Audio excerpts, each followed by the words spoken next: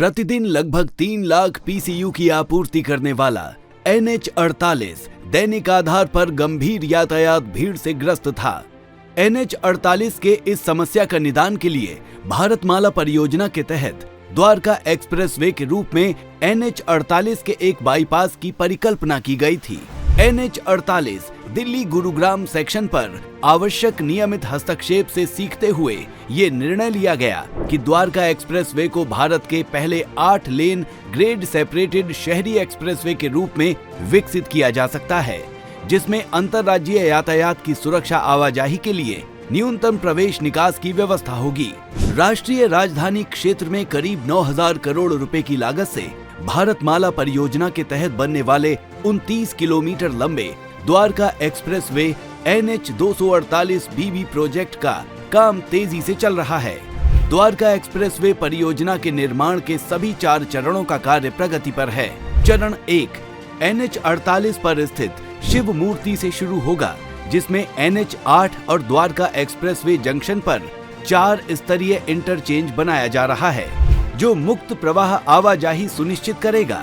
इस इंटरचेंज में +1 लेवल पर फ्लाईओवर, सतही लेवल पर ग्रेड रोड, अंडरपास और अंडरपास के नीचे अंडरपास का भी प्रावधान है। शिव मूर्ति इंटरचेंज पर प्रस्तावित रंगपुरी बाईपास सुरंग बसंत कुंज से भी जुड़ेगी, जिसके लिए DPR का कार्य चल रहा है। द्वारका एक्सप्रेसवे के इस चरण में भारत की 3.6 किलोमीटर लंबी 8 लेन शहरी शैलो टनल भी शामिल है, जिसका निर्माण द्वारका सेक्टर 21 स्थित रेलवे अंडर ब्रिज तक किया जा रहा है। इसके अतिरिक्त 2.5 किलोमीटर लंबा 6 लेन टनल द्वारका एक्सप्रेसवे के माध्यम से IGI हवाई अड्डे के टर्मिनल 3 को द्वारका और यशोभूमि से कनेक्टिविटी प्रदान करेगा। सुरक्षा पहलू को ध्यान में रखते हुए रनवे के पास इस एयरपोर्ट अंडरपास को ब्लास्ट प्रूफ बनाया जा रहा है। दूसरे चरण का निर्माण बिजवासन RUB से दिल्ली हरियाणा सीमा तक किया जाएगा। ये चरण द्वारका सेक्टर 21 और 23, नजफगढ़ और यशोभूमि से द्वारका एक्सप्रेसवे और UER सेकंड तक निर्बाध कनेक्टिविटी प्रदान करेगा। इस चरण में 4.2 किलोमीटर परियोजना लंबाई में लगभग 19 किलोमीटर एलिवेटेड फ्लाईओवर का निर्माण किया जा रहा है। यशोभूमि को कनेक्टिविटी के लिए एक जटिल मल्टी लेवल इंटरचेंज बनाया जा रहा है, जिसमें अंडरपास, सतही रोड, फ्लाईओवर और फ्लाईओवर के ऊपर फ्लाईओवर बनाया जा रहा है। दिल्ली में 10,000 पेड़ों को ट्रांसप्लांट कर उनके संरक्षण का बड़ा प्रयास किया गया है, जिसके सकारात्मक परिणाम भी आ रहे हैं। यशोभूमि को हवाई अड्डे से जोड़ने वाला ये चरण, जहां अंतर्राष्ट्रीय प्रतिनिधि आएंगे, चरण 1 और 2 के साथ आर्ट वर्क और म्यूरल वर्क के साथ भारतीय विविधता और संस्कृति को प्रदर्शित करने वाले सौंदर्यीकरण कार्यों की योजना बनाई गई है। परियोजना का सौंदर्यीकरण बागवानी और लैंडस्केपिंग के माध्यम से भी किया जाएगा।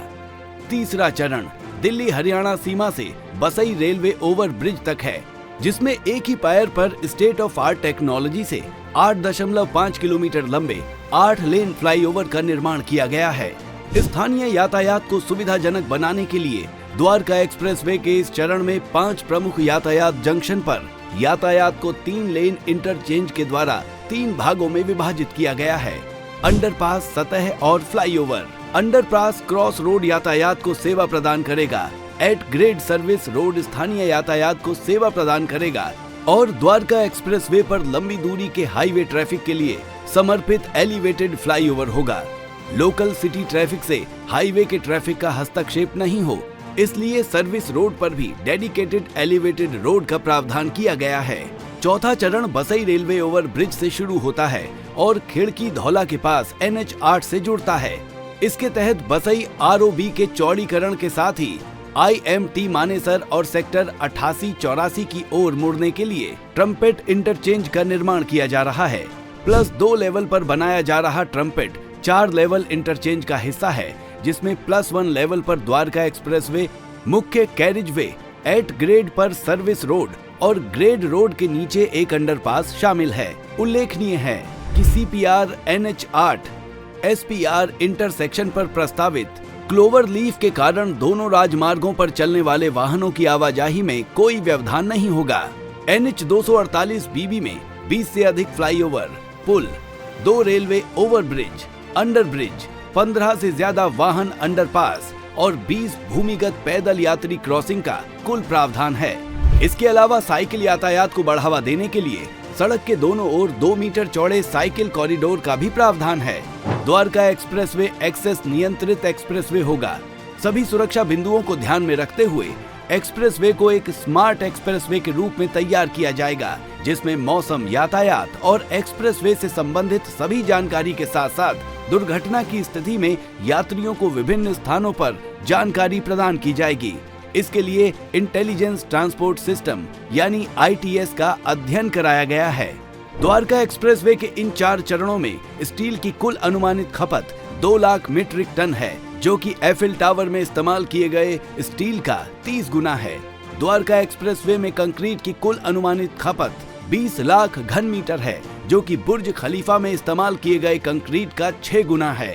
दिल्ली NCR में वेस्टर्न रीजन में UER सेकंड और द्वारका एक्सप्रेसवे का निर्माण समाप्त हो जाने पर हाईवे उपयोगकर्ताओं को द्वारका से मानेसर 15 मिनट, मानेसर से IGI एयरपोर्ट 20 मिनट, द्वारका से सिंघू बॉर्डर 25 मिनट एवं मानेसर से सिंघू बॉर्डर केवल 45 मिनट का समय अपने गंतव्य तक पहुंचने में लगेगा।